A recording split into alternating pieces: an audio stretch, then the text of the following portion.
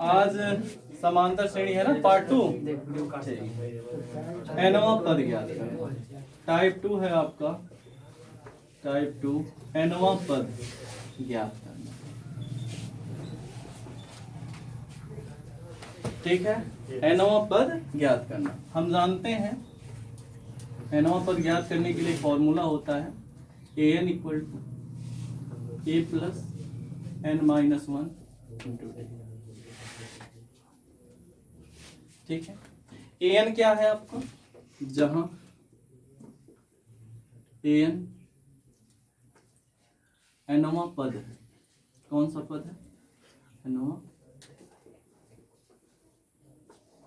ए से आप भली भांति परिचित हैं, ए आपका प्रथम पद है। ए क्या है, प्रथम पद। एन क्या है, पदों की संख्या, पदों की संख्या। जहां डी आपको पता है सर्वांतर है। डी क्या है, सर्वांतर। सर्वांतर का अर्थ तो जानते हैं, जहां अंतर हर जगह समान हो उसे सर्वांतर कहते हैं। ठीक है, इसी में एक टाइप और होता है, इसी के अंतर्गत दूसरे टाइप को भी पढ़ते हैं, टाइप 3 कहने, कि जब अंतिम पद ज्ञात हो, जब अंतिम पद ज्ञात। अंतिम पद ज्ञात होने का तात्पर्य क्या है, लास्ट वाला पद, और लास्ट को हमेशा किससे दर्शाते हैं, एल से। तो एल इक्वल टू हो जाएगा A plus N minus 1 into D. ए बस याद रखिएगा, इसका प्रयोग तब होगा जब अंतिम पद ज्ञात होगा, और इसका प्रयोग तब होगा जब हमें पद ज्ञात करना होगा कि एनवा पद क्या होगा।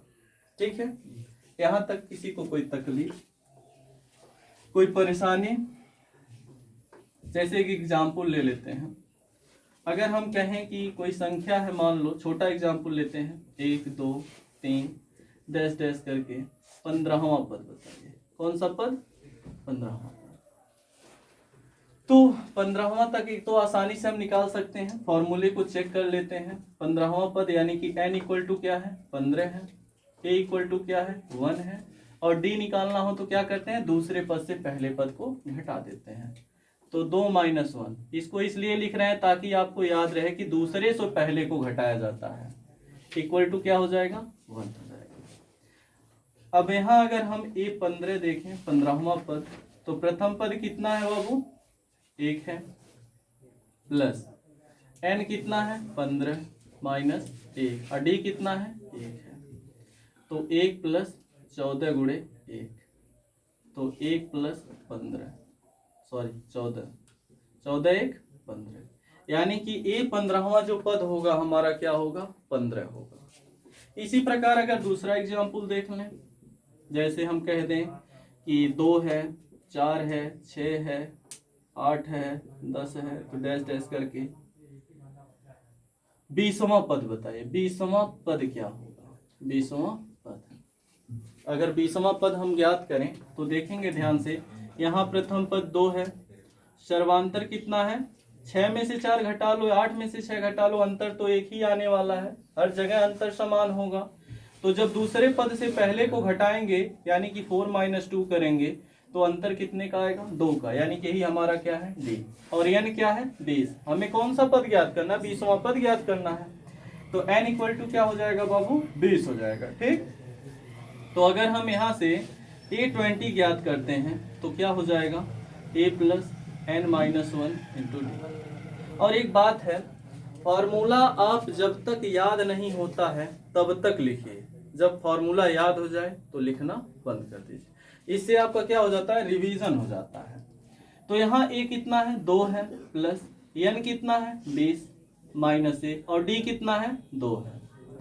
ठीक, 2 प्लस 20 में से 1 जाएगा, 19 बचेगा, और 19 को 2 से मल्टीप्लाई करोगे तो कितना हो जाएगा, 38 हो जाएगा। तो कितना हो जाएगा, 40, यानी कि जो आपका 20वां पद होगा वो 40 हो जाएगा। यहां तक किसी बच्चे को कोई दिक्कत?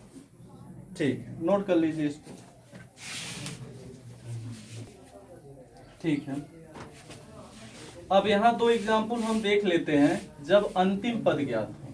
क्या ज्ञात हो, अंतिम वाला पद ज्ञात हो। जैसे हम बुक से ही एक क्वेश्चन ले लेते हैं, हमारी जो एपी दी हुई है वो है 21, 18, यानी कि 21, 18, 15 डैश डैश डैश करके -81।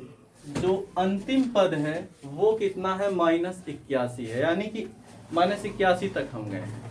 हमें n बताना है कि -81 किस पे आया है, n को ज्ञात करना है। ठीक है, तो हम देख रहे हैं अंतिम पद हमारा क्या है? अंतिम पद हमारा l होता है ना। अंतिम पद l इक्वल टू -81 है। प्रथम पद 21 है। सर्वांतर जो d है, d 18 में से 21 घटाएंगे तो -3 आएगा। कितना आएगा? -3 आएगा। तो हम सूत्र में आए l equal to a plus n-1 into डी। अंतिम पद कितना है बाबू? 81 इक्वल टू प्रथम पद 21, n नहीं पता है -1, d हमें पता है -3 है। तो -81 इक्वल टू 21, -3 से n को मल्टीप्लाई करेंगे तो -3n हो जाएगा, और -3 से अगर -1 को मल्टीप्लाई करेंगे तो +3 हो जाएगा। तो -81 इक्वल टू हो जाएगा 21 + 3 24 -3 है। 24 को ट्रांसफर कर दें, -81 -24 इक्वल टू -3 है। ये देखिए 24 है, -24, तो यहाँ हो जाएगा -105 इक्वल टू -3 है। माइनस से माइनस को काट दीजिए, n इक्वल टू क्या हो जाएगा? यहाँ n गुणे के रूप में 3 जो इसका संबंध है गुणे का है, जब पक्षांतर करेंगे तो क्या हो जाएगा? भाग। तो 3 3 9, 3 5 15, अर्थात 35वां पद जो होगा, 35वां पद वह -81 होगा। समझ में आ गया? मिटा दें या नोट करेंगे? कर लीजिए। ठीक, एक क्वेश्चन है जो कि बहुत इंपॉर्टेंट है परीक्षा की दृष्टि से। क्वेश्चन है 3 अंकों की कितनी संख्याएं 6 से विभाज्य हैं? 3 अंकों की कितनी संख्याएं 6 से विभाज्य है? अगर हम एपी देखें तो पहली वह 3 अंक की संख्या कौन सी है जो 6 से विभाज्य होगी? तो 100 पे तो 3 अंक प्रारंभ होता है। 101 तो 6 से विभाज्य है नहीं। 102 है, यानी कि पहली संख्या क्या मिल गई? 102। और 102 में यदि हम 6 ऐड करें तो 108 हो जाएगी। 108 में 6 ऐड करें तो 114 हो जाएगी। कितनी हो जाएगी? 114। अब अंतिम पद, ऐसी कितनी संख्या है जो 6 से विभाज्य है? तो अंतिम संख्या निकालें अगर, तो वह अंतिम संख्या क्या होगी? आप स्वयं निकालेंगे जब, तो 6 से अंतिम सबसे संख्या मिलेगी 996। 996 वो संख्या है जो 6 से क्या हो जाएगी? विभाज्य हो जाएगी। अब हम निकाल सकते हैं, क्योंकि हमको क्या मिल गया? सीरीज मिल गया। सीरीज मिल गया तो हमें पता है कि प्रथम पद 102 है। सर्वांतर, भाई अंतर तो सब में 6 का ही है। उसने प्रश्न में भी कहा 6 से विभाज्य हो, यानी कि जो हर क्रम में जो 6वां नंबर आएगा वही 6 से विभाज्य होगा। तो यानी कि d इक्वल टू क्या हो जाएगा? 6 हो जाएगा।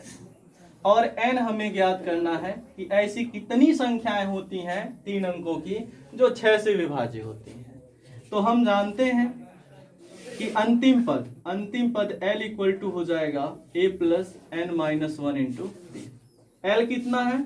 l तो भाई 996 है, बराबर a कितना है? 102 प्लस n नहीं पता है, d हमें पता है, d कितना है? 6 है। 996 इक्वल टू 102 प्लस 6 का गुणा n में 6n, और 6 का गुणा -1 में तो 6 ही हो जाएगा। तो 996 इक्वल टू 6 इसमें ऐड, मतलब 6 सब्ट्रैक्ट कर देंगे तो 96 हो जाएगा ना इधर 102 में से, तो प्लस यहाँ 6n हो जाएगा। अब 6 कॉमन भी ले सकते हो, 6 यहाँ से घटा भी सकते हो, 2 काम कर सकते हो। तो 996 में से यदि हम 6 को घटा दें, यानी कि 996 में से 96 को पक्षांतर करेंगे -96 होगा, इक्वल टू 6। तो 996 में से अगर 96 चला गया तो कितना बचेगा? 900 इक्वल टू 6n। यहाँ तक किसी को कोई दिक्कत? अब n इक्वल टू क्या हो जाएगा? 900/6 कट कर दीजिए, कितनी बार जाएगा? 6 एकम 6, 3 बचा, 6 पंजे 30, 150, यानी n इक्वल टू कितना हो जाएगा? 150। तो कहने का तात्पर्य है कि 3 अंकों की कितनी ऐसी संख्या है जो 6 से विभाज्य होंगी? तो ऐसी 150 संख्या है। ठीक है, समझ में आ गया? ठीक है, नोट कर लीजिए इसका।